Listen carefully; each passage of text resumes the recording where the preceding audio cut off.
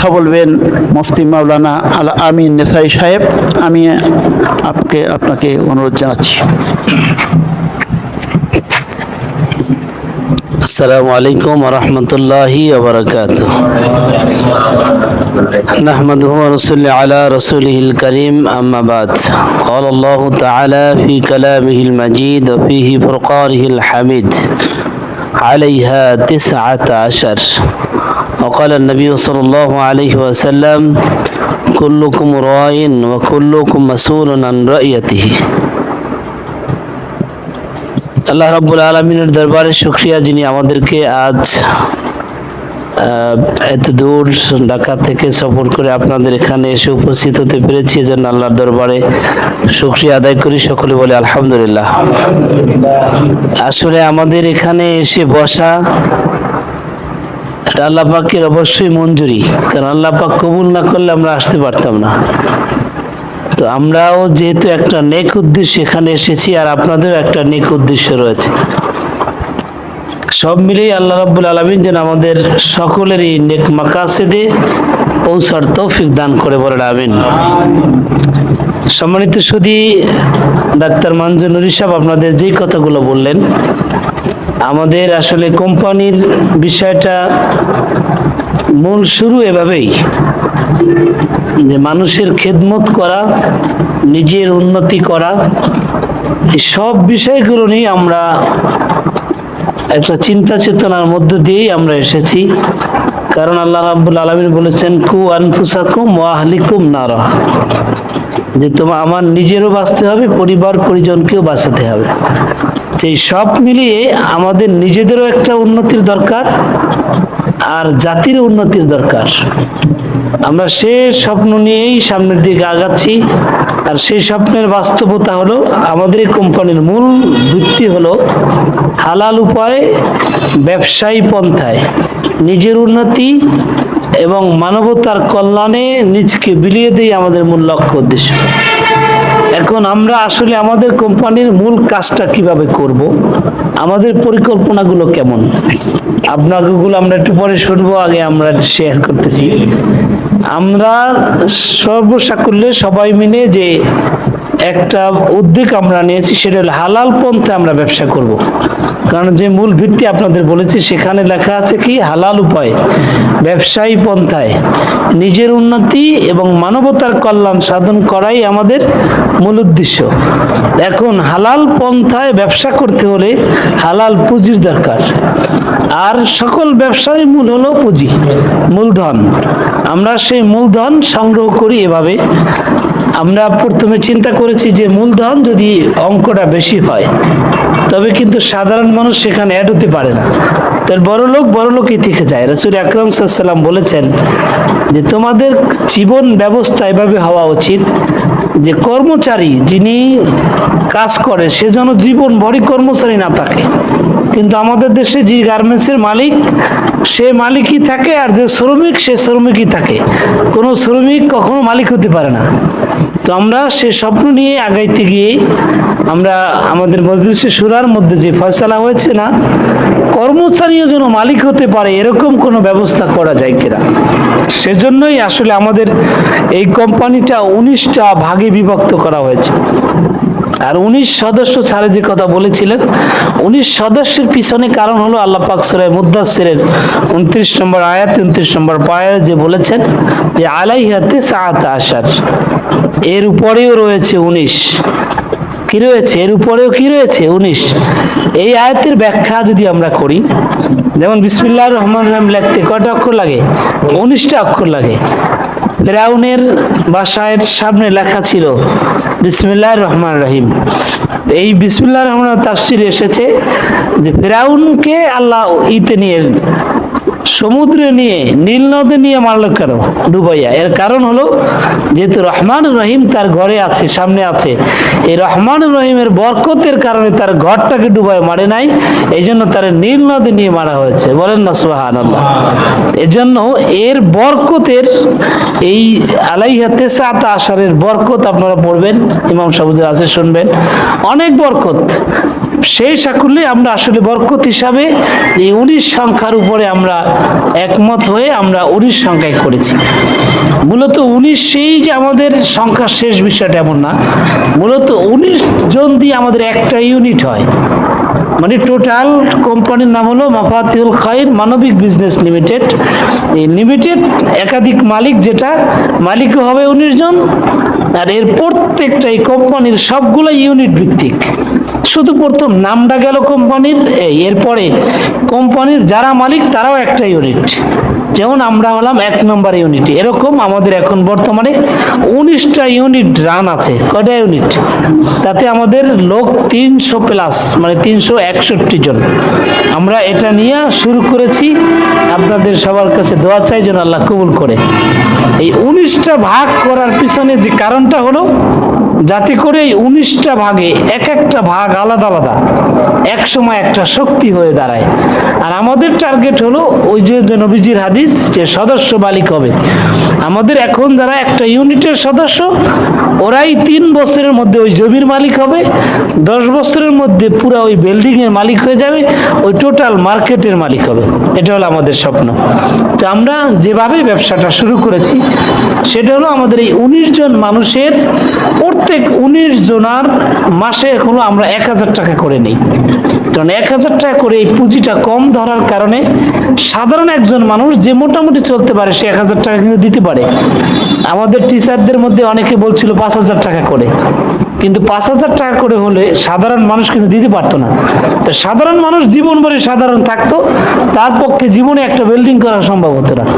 এই জন্য আমাদের 1000 টাকা করে দেওয়ার কারণে সবাই কিন্তু এখানে সদস্য হতে পারছে যাদের মোটামুটি আছে। আমাদের এইখানের মূল বৈশিষ্ট্য, এখন আমরা 1000 টাকা করে দিলাম, এই 1000 টাকা সেফ কিনা। আমাদের দেশে আলেমরা মিলে সমিতি করেছে, যখন বড় একটা অ্যামাউন্ট হয়েছে আলেমরা নিয়ে টাকা বিদেশে চলে গেছে। ইতিহাস আছে কিনা? আমার কাছাকাছি আছে, আমি যেখানে থাকি, আমার নারায়ণগঞ্জে আছে, আপনাদের এখানে আছে কিনা জানি না, টাকা নিয়ে পালিয়ে গেছে। এখন বিশ্বাসের যে জায়গাগুলো ছিল আমাদের, সেই জায়গার থেকেও আমরা সরে গেছি। সেক্ষেত্রে আমাদের কোম্পানির মূল বৈশিষ্ট্য হলো আমাদের এখানে টাকা চুরি করার কোনো সুযোগ নেই। এটা হলো আমাদের, যখন আমরা দেখলাম যে যেই জায়গায় আমরা জিম্মাদারি করি, মূল পুঁজিটা সংগ্রহ করব, তারপর তো মার্কেট করতে হবে, তারপরে জমি কিনবো, কিন্তু পুঁজি যখন জমে তখন যাদের কাছেই আমরা আমানত রাখি তারাই টাকা নিয়ে বেড়ে যায়। এই জন্য আমরা সব মিলাইয়া আমাদের ভুল বিষয়টা হলো এখানে চুরি করা যাবে না। চুরি কেমনি করা যাবে না, আপনি ইচ্ছা করলে করতে পারবেন না। আমাদের অ্যাকাউন্টের সিস্টেমটা হলো, আমি এখানে লিখি না, এখানে কান্না পিছনে রেখে, যেমন দেখেন আমাদের এখানে এই 19 জন দিয়ে আমাদের ইউনিট শুরু হলো। 19 জন থেকে শুরু হলে আমরা এই 19 জন মানুষ এক হলাম, প্রত্যেকেই হলো 1000 টাকা করে মাসে। কয় হাজার? 1000 করে না, 1000 করে সবাই 1000 করে যখন আমরা একজন মানুষ দিলাম, এখন এই টাকাটা যে আমাদের সেফ কিনা এটা নিয়ে আমাদের দেশে সবাই চিন্তিত। টাকাটা কার কাছে দেবো? কোম্পানি ভেঙে যাবে কি, এই কথাই কিন্তু সর্বপ্রথম আলোচনা। আবার যদি দূরের মানুষ হয়, বিদেশি মানুষ, সে তো টাকা নিয়ে চলে যাবে। এখন কারো কাছে দেবো এই জায়গাটা আমরা এখন আর খুঁজে পাই না। কারণ আমি নিজেও কোম্পানি করে প্রায় 3 লক্ষ টাকা একই জায়গায় আমি মার খেয়েছি। তাহলে বলেন, বিশাল নামি দামি কোম্পানি, কাগজ আছে, সব দাড়ি আছে, টুপি আছে, আমার এতগুলো টাকা মেরে দিচ্ছে। আর এক কোম্পানি খুব ব্র্যান্ডের, সেখানে একজন দাড়িওয়ালা আলেম, সে আমার 3 লক্ষ টাকা 100 চুরি করছে। কারে বিশ্বাস করব? এখন সেইটা চিন্তা করতে গিয়ে যে আমরা চিন্তা করেছি যে চুরি করতে না পারে, কারণ আমি একদিন থাকবো না। আমি নাইলে খুব আল্লাহ নিজের দাবি করলাম যে ঠিক আছে, আমার ছেলে যে আল্লাহ হবে কোনো গ্যারান্টি আছে? সে তো চুরি করবে, কেউই চুরি করতে না পারে। এই জন্য আপনাদের কাছেও আমি একটু জিনিস দেখাবো যে চুরি করা যায় কিনা, আপনারাও আমার একটু ফাঁক পাইলে দেখাই দেবেন। কারণ আমাদের এইখানে 1000 টাকা আপনি হাতে দিতে পারবেন না। যখনই 19 জন একটা ইউনিটি হবে, তখন 11 সদস্য দিয়ে আমরা একটা কমিটি করব। এই 11 জনের মধ্যে থেকে আবার বেছে বেছে 3 জন খুব ভালো মানুষ বের করতে হবে, যারা কখনোই সুদ ঘুষ অন্যায়ের সাথে জড়িত নয়। এরকম 3 জন মানুষ, এর সাথে আমরা এই যে যৌথ অ্যাকাউন্টটা যে হবে, এই যৌথ অ্যাকাউন্ট হবে এই ইউনিটের 19 জনের মধ্যে 3 জন। এখন বলে তো 19 জন কারা? আমরাই। কোম্পানির কি ওই কোম্পানির কিও না। তাহলে এই টাকাটা আমরা কার কাছে জমা রাখলাম? আমাদের কাছেই, অ্যাকাউন্ট এই তিনজনের নামে। এখন এই তিনজনরে আমরা পুরোপুরি বিশ্বাস করতে এই জন্য পারি নাই যে তিনজন তো আমরা তিনজন মিলাই তো হইতে পারে যে সবারই ফাঁকি দিয়ে তিনজনে ভাগলাম। এই জন্য কোম্পানি এই তিনজনের সাথে আরো একজন লোক দেবে, এই 19 জনের যিনি পরিচালক থাকবে তাকে। এই জনের উপরেও আবার কোম্পানির একজন মালিক দেওয়া হবে। তাই মোট কয়জন? 5 জন। আমাদের এক মাসে যখন টাকাটা আমরা এই অ্যাকাউন্টে, যৌথ অ্যাকাউন্টে জমা করবো 5 জনের, টাকা হবে 19,000। কয় হাজার টাকা জমলো? 19,000 টাকা। 5 জনে চুরি করলে কয় টাকা পাবে? 4,000ও পাবে না। এখন এই 4,000 টাকা পাইলো না, কিন্তু এই যে আমাদের একজন পরিচালক, উনি এই ইউনিটের পরিচালক হওয়ার জন্য ওনার প্রায় 1 লক্ষ টাকা এখানে জমা আছে। তাহলে 1 লক্ষ টাকা যাবে যদি উনি এই 4,000 টাকা চুরি ধরা পড়ে। এরপর পরিচালক পদ যাবে, ওনার ইউনিট থেকে নাম কাটা যাবে, তা উনি চুরি করতে আসবে? দ্বিতীয় নম্বর, এইখানে আরো একজন লোক দেওয়া আছে, কোম্পানির মালিক পক্ষের একজন মালিক হওয়ার জন্য তার প্রায় 10 লক্ষ টাকা ব্যয় আছে। এই যে 10 লক্ষ টাকার ব্যয় আছে, ওনার সম্পত্তি আছে, উনি এই 4,000 টাকা চুরি করতে আসবে না, স্বাভাবিক। তো সব মিলাইয়া একই সাথে এই 5 জনকে একই সাথে চুরি করার নেওয়া সম্ভব না। কারণ এই 3 জনের ফ্যাসিলিটি হলো, এই 3 জনের তো কোনো মূল সম্পত্তি নাই, এরা চুরিতে ধরা পড়লে কোনো সমস্যা, কিন্তু এই জনের তো মূল সম্পত্তি আছে। এই জন্য এই 2 জনকে এই 3 জনে নিতে পারবো না একই সাথে, তাহলে এখানে চুরি করা সম্ভব। দ্বিতীয় হলো চুরি, আপনি অনেক সময় আমরা টাকা যখন দিতে যাই রিসিটের মাধ্যমে, যেমন আপনারা যে সমিতিটা করছেন, রিসিটের মাধ্যমে টাকা জমা হয়। অনেক ক্ষেত্রে আমি ছাত্র জীবনে সমিতি করেছিলাম, আমার স্বাস্থ্য ভাই, আপন স্বাস্থ্য ভাই টাকা জমা করতে গিয়ে রিসিটে করছে কিন্তু মুড়ি দেয়নি, মুড়িতে লেখছে, রিসিটের মাথায় লেখে নাই। এরকম আমাদের শুধু না, অন্য এরকম হয়েছে যে কোনো ভাবে মাদ্রাসার ভর্তির টাকা রিসিট মাথা কাইটে দিয়েছে, আমার গোড়ায় টাকার সংখ্যা লেখা নেয়, টাকাটা সে মারিয়ে দিচ্ছে। অন্যভাবে টাকা ঠিকই লাগছে কিন্তু মুড়ি জমাই দেয় নাই। এইভাবে পথেই টাকা চুরি হয়, এটা আমাদের দেশে হয়ে আসছে। আর আমাদের এখানে আপনি এই মূল আব্দুল্লাহ টাকাটা আপনার অ্যাকাউন্টে প্রথম ঢুকাবেন, আপনার অ্যাকাউন্টে, এই যৌথ অ্যাকাউন্টে জমা দিবেন। তাহলে কি হলো? কেন চুরি করার কোনো সুযোগ? জমা হওয়ার পর আপনি একটা রিসিট ব্যাংক থেকেই পেয়ে গেলেন। এরপরে আমরা যখন 19,000 টাকা জমা হলো, এই 19,000 টাকাও কিন্তু এই 5 জনে মিলে চুরি করতে যাবে না, কারণ তাতে তাদের লস হবে। এরপরে দেখেন এই 5 জনে যদি চুরি না করলো, আপনারা বলবেন টাকা তো 19,000 না, কারণ মাসে মাসে তো বাড়বে। আমরা এই যে 5 জনের নামে যে টাকাটা করেছিলাম, কান গেছে না, আসবে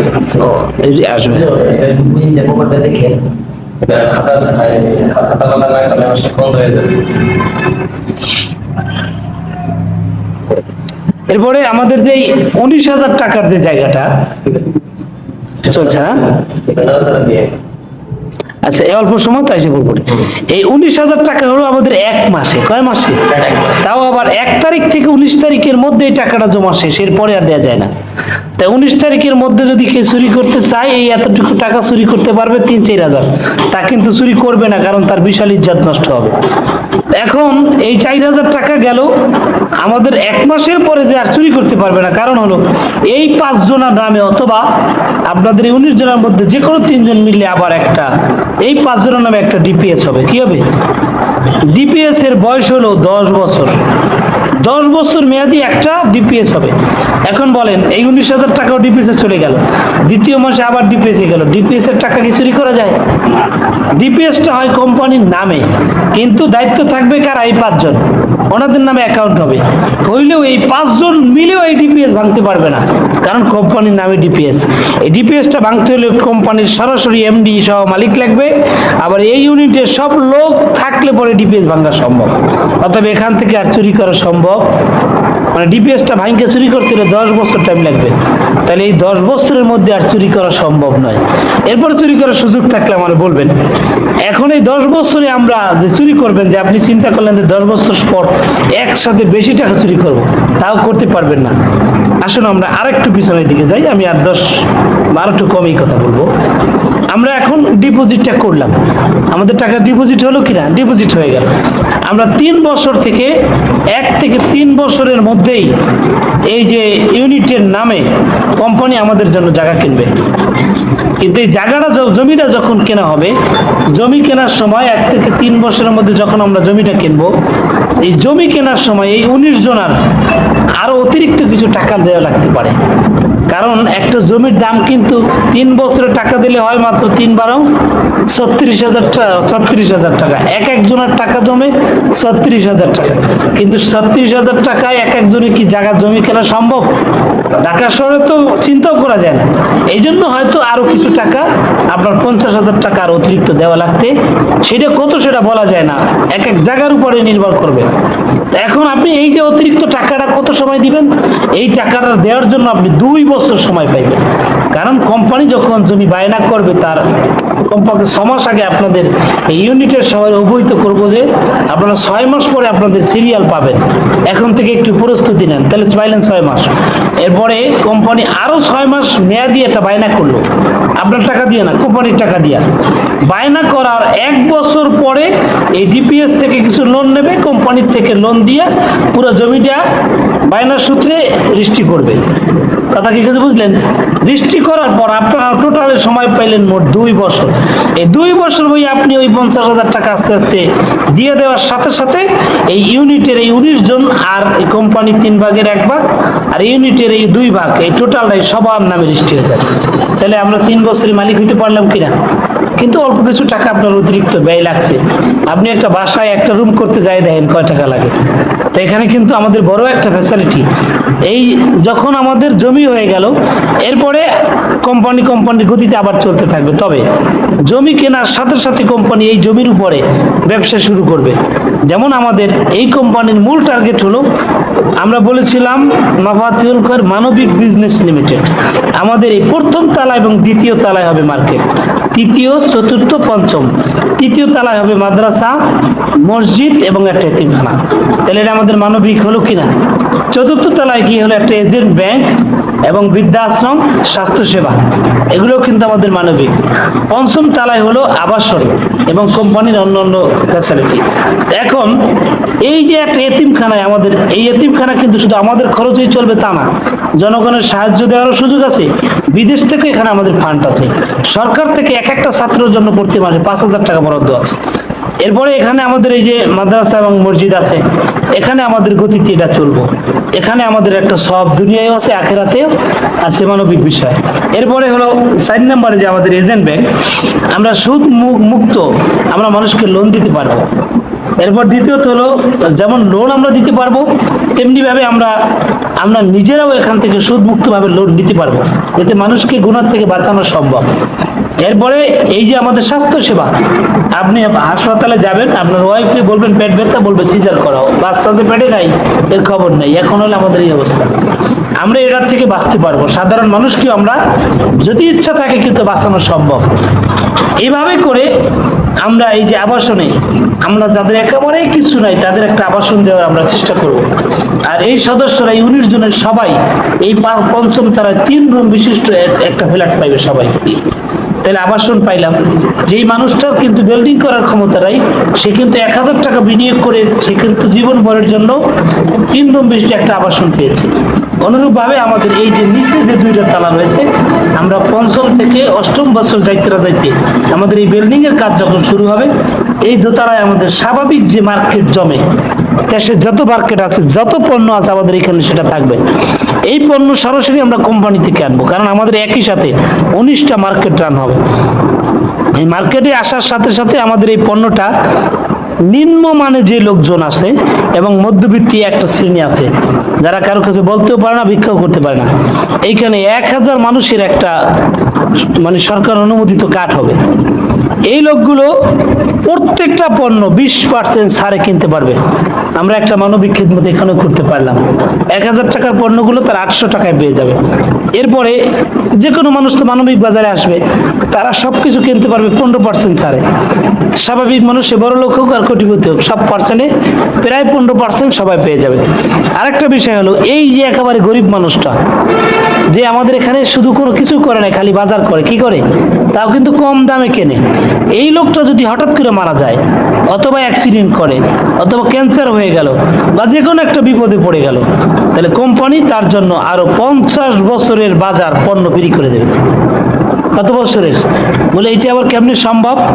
এটা মানে আপনাদের কাছে একটু কেমন কঠিন মনে হচ্ছে। আসলে কঠিন নয়, কারণ আমাদের এই মানবিক বাজারের এই পণ্যটা আমরা যে 20% ছাড় দেবো, এখানে আরো ছাড় আছে। অথবা আমরা এই 20% থেকে 2% তার সবসময় রেখে দেবো, কারণ আমাদের এই পুরো মার্কেটটা কম্পিউটার দ্বারা নিয়ন্ত্রিত। সব পণ্য বিক্রি হবে আমাদের কম্পিউটারের মাধ্যমে, কারণ পুরো এই মার্কেটের যত পণ্য এই যে 19 জনের যে পরিচালক তিনি নিয়ন্ত্রণ করবেন। তার উপরে আরো একজন পরিচালক থাকবেন, তিনি বাসায় বসে বসে নিয়ন্ত্রণ করবেন। নিয়ন্ত্রণ করতে গিয়ে 2% আমরা কম্পিউটারই রাখবো। 2% আমরা বছরে তার থেকে রাখবো মাত্র 1800 টাকা। কয় টাকা?